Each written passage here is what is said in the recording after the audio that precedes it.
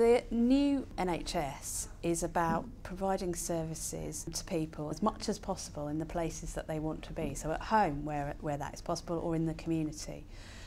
It's actually an alien environment to go into hospital, and people, if you ask anybody, whatever their circumstance, they would rather not be in hospital, they'd rather be at home.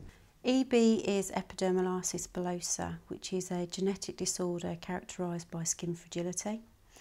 Varies in severity with your relatively milder forms of EB. When I say milder, they may not have so much skin involvement with the open wounds, but they can have severe pain, but ranging to patients who have very extensive blistering all over the body. There are many more conditions now that can be supported outside of hospital, and these include people who have spinal injuries following a road accident, acquired brain injuries, people with learning disabilities and physical disabilities. And that's where we come in, because we can provide services that are tailored to individual needs, to support them at home and help them live independently as possible. It's really important for the patients to be able to live in the community, because a hospital setting is going to give increased risk of infection for the patient, and a lot of the more severe cases of EB have large open wounds which require quite traumatic dressing changes, some on a daily basis. So to get the patients out into the community helps to reduce the risk of infection and also make these dressing changes less traumatic. I really struggle going in hospital. It really upsets me because I've had so many bad experiences. When I'm not well, I don't tell people because that's how afraid of hospitals got. So I'd rather just tell no one that I'm poorly and just be poorly than rather go into hospital. We work very much in partnership with the Commissioner and also with the person who's receiving the care and their families where that's appropriate.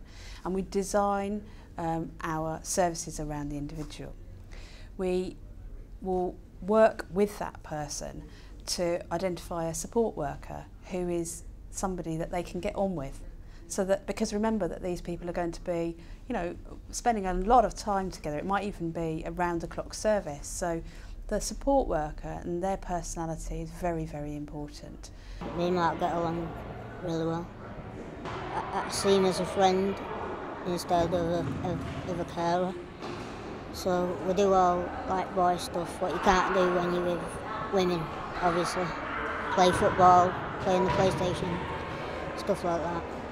This football is, we thought about it because he comes watching me. I've run my own football team as well, and he comes and he's rolling up and down the sideline, and I thought we need to get him doing something himself. And this come up and he's done it. This is his third week now and he loves it.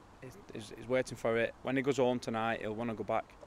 He can't wait till Thursday coming, and he loves it. It's so good seeing him get out instead of just sat in his bed and doing something that he loves.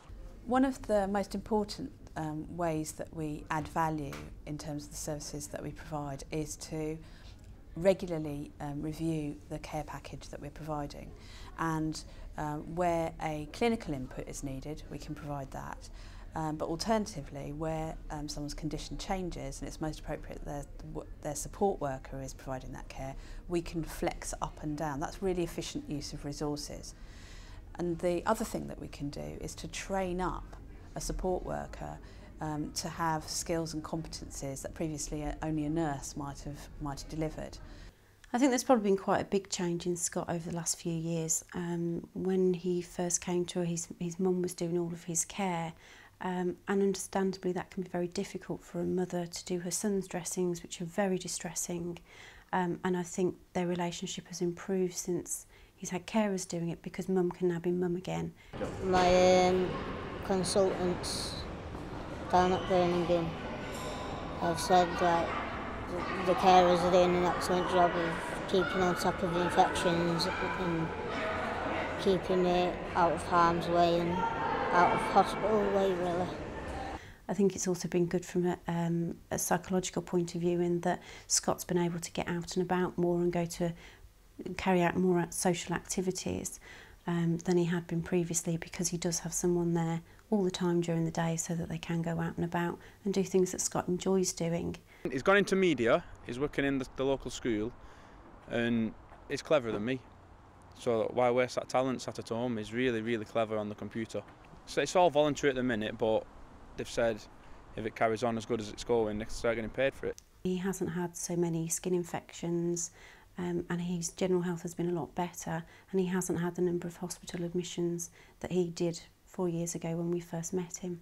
It's absolutely crucial that we work in partnership with the commissioners, so PCTs and GPs, and also in a three-way partnership with the person who's receiving the services, so they can drive the type of support and care that they receive.